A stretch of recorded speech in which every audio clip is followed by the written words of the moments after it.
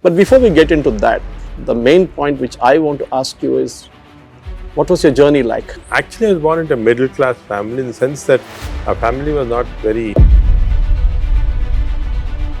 You are in Hyderabad, but then what is the solution for reducing the healthcare risk in the rural areas? 70% of the Indians are still living in Tier 3 cities, rural areas and so on, and healthcare is not reaching them. You want to go to other cities in India and then maybe abroad? We're setting up in Vishakhapatnam, Bangalore.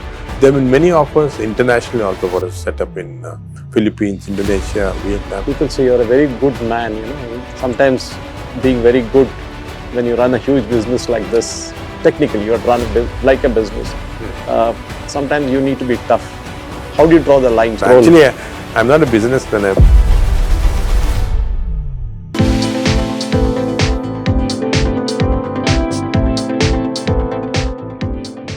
Welcome to Conversations. I'm Suresh Kochate. It's not often that you get to interview a doctor who is a Padma Shri, Padma Vibhushan, and a Padma Bhushan, all rolled into one. But then he is no ordinary doctor. He is today a legend in his own field. But it didn't happen easy.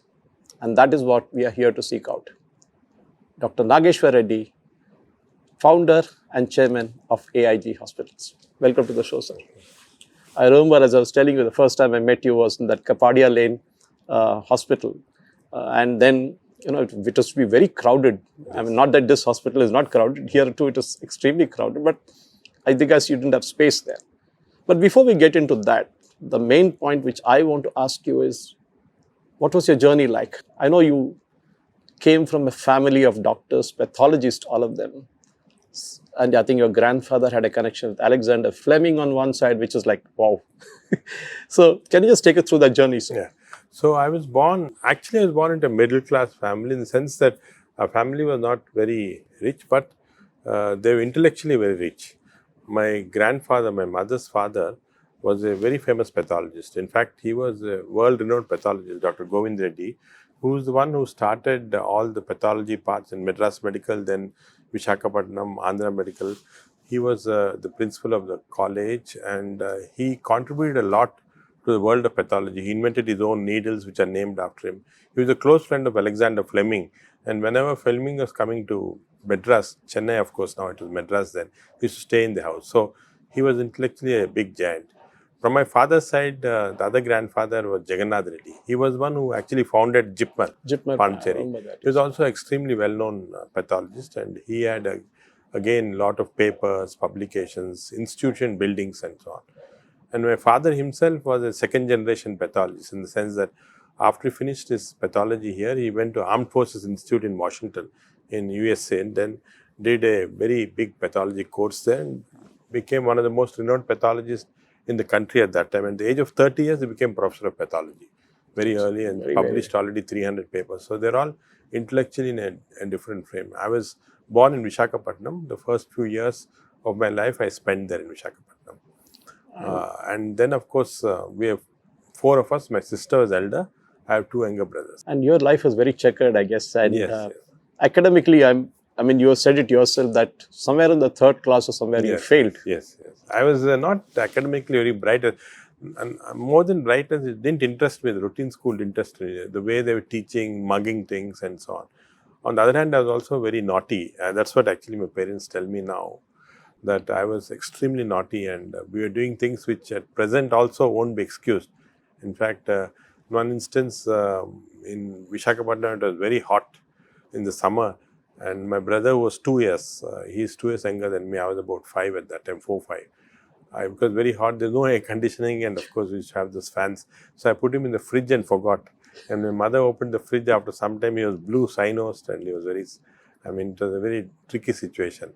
And similarly, we wanted to see how petrol works. And 3 of us kids just put some petrol in the garage and burnt it to see what happens. And then the whole garage took to fire. And there are many, many instances. So my father, 2 grandfathers, one sat together. All of them were 3 wise bald men sitting together, wanting to decide what shall we do, because I was a shame on their, if you look at their careers.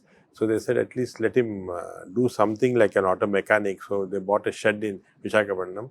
They said, after he finishes 10th in college, we'll put him into the shed to do auto mechanic. I was good at mechanical work. And as I got more naughtier, they couldn't stand it anymore. They sent me to a hostel. Age of 7 years, I was put into a hostel, Hyderabad Public School at that time. It was just come up. It was a Jagidar college, became Hyderabad, and we had a very good principal, Jacob, Jacob John, and he molded us quite a lot at that time. So at the age of 7 years, I joined the hostel. I was there throughout till I passed out my 10th class as a boarding school, in the boarding school. So that was a transformational period when we are not only taught education in a good way. It was very interesting. I still remember my school teacher was Mr. Jim Bray. And Jim Bray was a very different type of Englishman who used to teach us all subjects, but in a very interesting way. And also we had emphasis on sports, physical activities. 5:30 in the morning, we used to get up in the morning, and our principal, who was at that time probably 65, would be running along with us doing tracking. And it was, I think, a very interesting period, and those years actually changed me. And then I started becoming very interested. So it's like we come to the 10th class, and I believe when the 10th class results came out, somewhere around the 8th or something, you got pretty serious about your studies. When the 10th class results came out, your dad was looking up, and in the newspapers, those days it used to come, and he didn't see your name in the normal list of first class, second class, and third class. He assumed that you had failed. But then, where was your name? So that time, during it was a metric, 10th was metric at that time. The toppers' names were actually printed. Name was printed. Others had their numbers put in. So my dad expected me to pass at least by third class. So he first looked at third class. My roll number was not there. Second class number was not there. First class, he assumed I failed because he never imagined. And then a lot of people rang him up saying congratulations and all. Then he wondered what was happening, and then when he looked, actually my name was printed as the topper in the class in the university. The Twin Cities. In the Twin Cities. No, it was actually the whole of 10th class of the whole state. Okay. Was, then state. The United Andhra Pradesh. The United Andhra Pradesh, yeah. So at that point in time, some children get an idea, this is what I want to do in life. Sometimes they're influenced by the parents, sometimes by their own peers, or sometimes the interest within say that I want to do this. So naturally, because your entire family was into medicine in some form or the other. Yeah. Was it then that you decided to become a doctor? No, actually it was not a family influence. Medicine, I didn't have a passionate interest for medicine. One thing is I was not too good in mathematics. I knew that. But I was very interested in physics, chemistry. I was very very interested. But actually it was the parents who made a decision. When we came to the intermediate, I did my intermediate at Andhra College. Again, I topped in that. And we had an entrance exam for medicine. So my dad decided, okay, my daughter is going to go into chemistry. My first son is in medicine, second son engineer, and third son a banker. He decided that beginning itself. So when my term came, it was medicine. So I was asked to write the entrance exam. Again, I topped and I got into medical college. But initially I was very critical of the system. How can parents decide what you want to be? Sure. But looking back now, after many years, I think this is a good idea, because in Indian systems, we enter into professional colleges very early. By the age of 15, 16, you're getting into medicine, engineering. And we're not mature enough to decide what is good for us. Whereas in the United States, it's 25, like that, they get into medical college. So parents know your aptitude. If you are going to be very patient, if you are willing to be compassionate, they know this fellow will make a good doctor. But if you are very quick-witted, good at maths, they know that he's going to be a good engineer. And so I think they sort of realized what was good for each person, and that was a very good system. So he decided probably you'll make a good doctor, and then he asked me. That was Kurnool Medical College. I did my MBBS at Kurnool Medical College. But somewhere along the way, I think there was some strike in Yes, that was Andhra Pradesh had a strike, and so we had to wait 1 year before getting into I was interested in medicine. So before getting into medicine, because of this strike, wasting time, I went to Madras Medical College was a very renowned, in southern India, probably the best medical college. Likewise, All India Institute in Delhi, this was one of very famous. And because our family had a tradition of, my father was from MMC, my grandfather was from MMC, my another grandfather MMC. Because of all this, I thought I'd go to MMC. So I did my MD medicine in MMC. And that was also a good influence, because we had phenomenal teachers there. One Dr. K.V. Thiruvengadam, Dr. Balakrishnan, legendary figures, and they influenced me a lot in terms of medicine. In fact, I think somewhere along the way, there are 2 or 3 professors who came as external faculty to teach who also left a deep impression on you. You had mentioned it in some places. Yeah, we had Professor Dame Sheila Sherlock, who was the world's top liver specialist. She came as a visiting professor, and she was very keen that after I finished my MD, I must come and join her in London. She wrote this very famous textbook, and she had a very huge practice. All over the world, people come and actually be seen by her. So she wanted me to come and continue my liver specialty there with her. But unfortunately, I got interested in another field, endoscopy. That's how I didn't go. Then there's another professor called Bloomberg. Bloomberg was the discoverer of hepatitis B vaccine, the hepatitis B virus subsequently vaccine. I got very influenced by his thinking and so on. So that's how I decided to go into gastroenterology. And then looked at which is the best place for gastroenterology in the country today. And I realized the best place was PGI at Chandigarh. In fact, our gastroenterology professor MMC was also very famous, Madan Gopalan. But he was a very wise person. He said, look, with your talent, you can join here, but you'll get a better education if you go to PGI Chandigarh. And he recommended me there. So there also, at that point, there were only 3 seats in the whole country. I was told gastro. That. Very difficult. 2 at All India Institute and 1 in PGI. I wrote the entrance exam and fortunately I could get in. And those again 2 years in PGI was a huge influence on in terms of the professionalism that I developed was basically because of. So I am lucky in the sense that I've had a series of very good education, good professors, good teachers, and they influenced me a lot in the final outcome. So when you're looking back, you set up your first hospital, technically your first hospital at 2004 in the bylanes of Somajiguda. That point in time, it was a small setup, very crowded. You had a very good practice, and somewhere along the way before that, your parents, I think, called you. Father called 3 of your brothers and said, "What have you guys done in life?" What can you take us through? What was that conversation? I actually did very well at PJ Chandigarh. I again topped there, came back. As I said, we are from very middle class, lower middle class in terms of money, and the initial phase, when you come from that, is a struggle. Because, every day I had to go by bus I was working in Gandhi Middle College, going by bus to Gandhi Middle College. I couldn't get my daughter into a very big school. I mean, my daughter would go to a small school and my wife would go and pick her up, come in an auto or a bus, or sometimes even walk with her, because we didn't have enough money to even have a good transport. So all these things dawned on me that at that point of life, I was about 29, 30, that money is very important. And so I started practice. And there were only 3 or 4 gastroenterologists in the whole state at that time.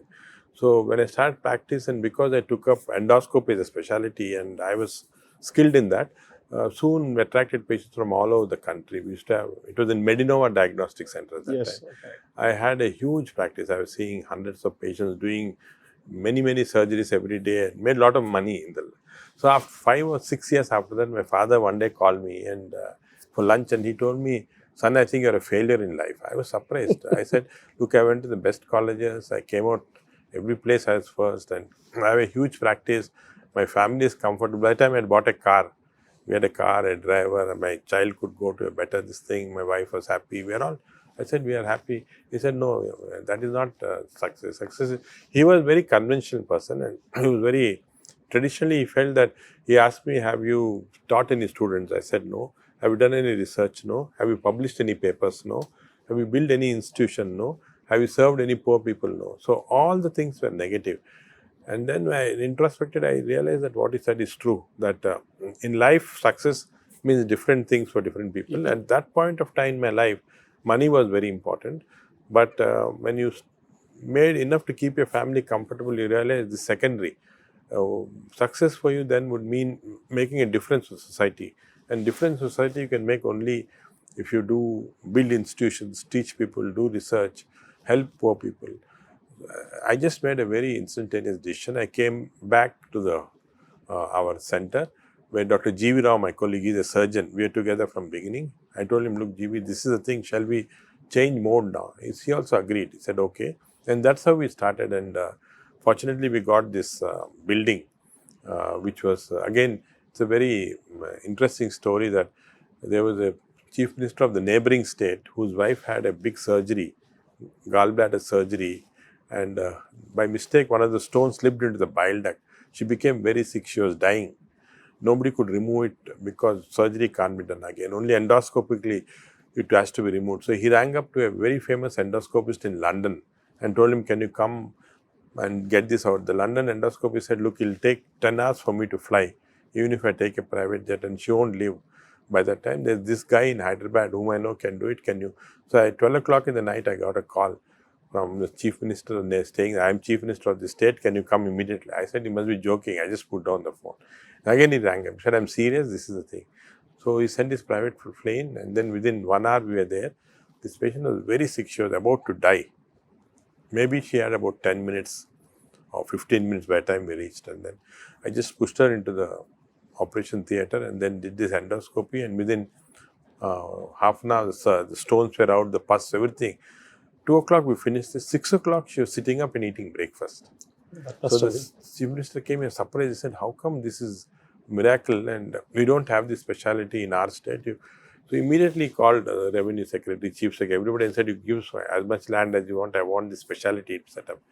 But then I told him, look, my interest is that we want to set this up in Hyderabad. I came back all the way because, in fact, by the time I already had offers from UK, from US to join there as I guess. I said I had all this, but I came back and I want to set it up here. He said, okay, in that case, and this building was just a hotel was being built by one of his, followers. And he said, you give it off to this. So, in fact, we practically got it like a donation.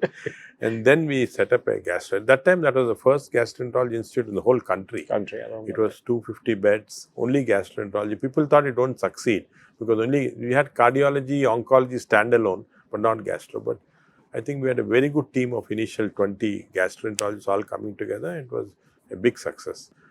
In fact, after that, somewhere along the way, Mr. Rajshekhar Reddy came there once and he saw the crowd. Yes, he saw the crowd and he was, in fact, he couldn't come in to get a checkup done.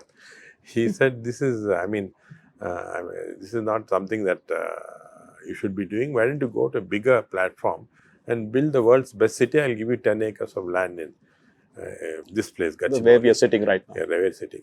And I said, I can't do the best. The best in the world are Mayo clinics, Cleveland clinics. You can't build hospitals like that as an individual. They are institutions. They are institutions and built by big society, groups of people. But I'll do the best gastro. He said, okay. Then he gave us this and we started this in 2017. He gave us in 2008, but there was a lot of disturbances. All these things came in at that time. So we started building from 2010 or 11. It took us 4-5 years because when I came first, I was very disappointed. The whole thing was like forest, no buildings. I think there's a big mountain here, isn't it? Big mountain, it was a desert. So it took us almost 2 years to break the mountain and get deep inside. And I told him, look, this looks like a forest. He said, in 10 years, it'll get transformed, don't worry. What he said was true. By the time we finished it, all these high-rise buildings had come. And we started initially as a single specialty, but soon I realized there's a big change I was seeing in practice. When I was in the old hospital, we were getting people with very serious illnesses, 30 years, 40 years. So the next 15, 20 years, the demographics changed. We're getting older people, gastro problem, but also having cardiac problem, pulmonary. We realized you had to do only multi-specialties then.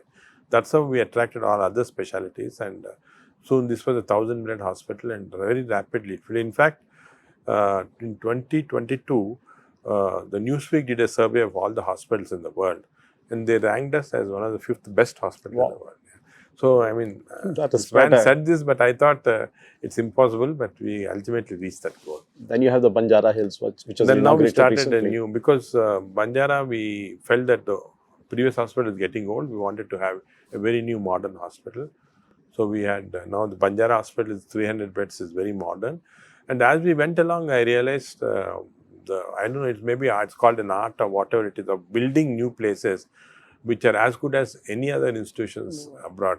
In fact, I always say this, that our doctors, our institutions, our concepts are as good or better than what is in the West. Only thing is, we are not doing it consistently. We have to, and we can be the best in the world. In fact, that's what one of the things, I believe one of the professors whom you mentioned earlier, the lady from London, also saw that your hand-eye movements were very good. Yes. And you got into endoscopy and she felt that was more machine-oriented job. She felt it was endoscopy was more a technician's job. So when later on, when I was invited once to London to do a very big workshop, I did a very complex surgery and came out. And this lady, a very famous professor, looked at me and said, "You have become a mechanic, not an intellectual." But now endoscopy is considered a very, very intellectual process. In addition to all the mechanical part, we started publishing papers, we started doing randomized studies, we did innovations. In fact, I have a stent named after me called the Nagi stent, which I innovated with the Korean people. So a lot of things happened. So now, in fact, endoscopy is become the biggest subject all over the world. The top guys in the world, in not only any field, they want to do gastroenterology and endoscopy.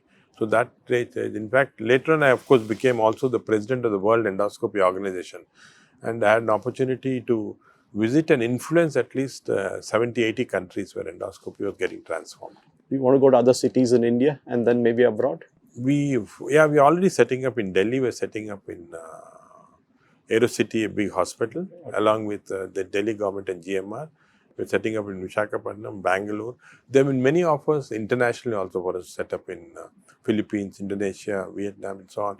We're looking at it, but the problem is then you get too diversified, which I don't want. Actually, I'm not a businessman, I'm more a doctor, and I want to remain like that. Fortunately, we had a lot of help from many people who helped us, the other non-medical aspects. That's how we could come to this stage, but I don't want to get into...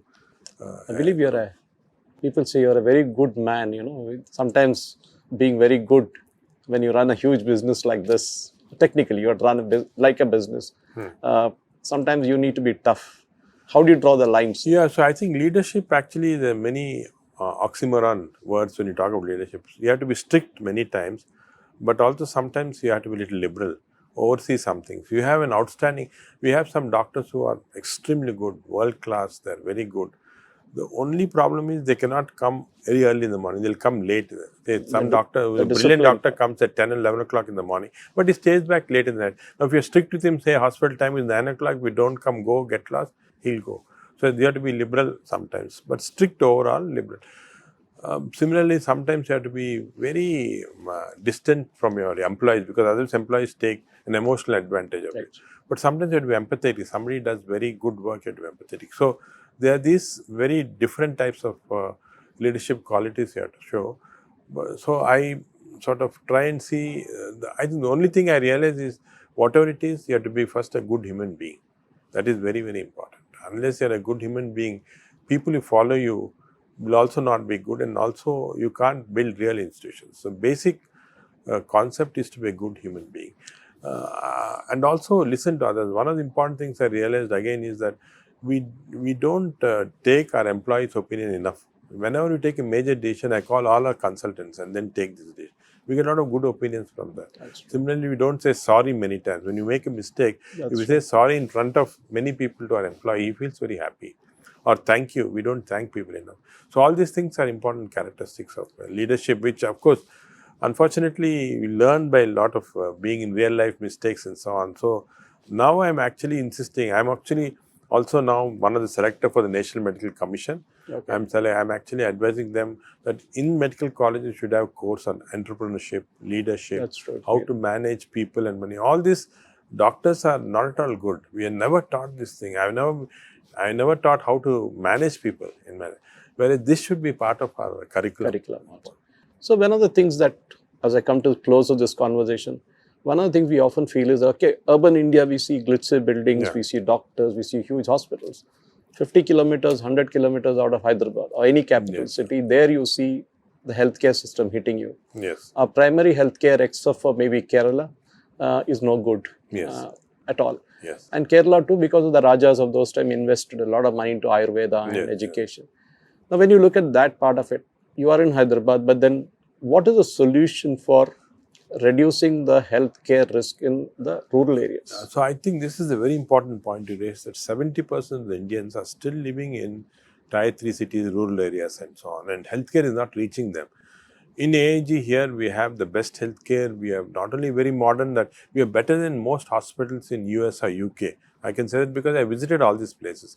Our infrastructure is better, our instruments are better, our doctor skills are better, and so on. But all this is for a very small group of people. What about the large population? So I realized this long back, and about 20 years back, we started a rural health program.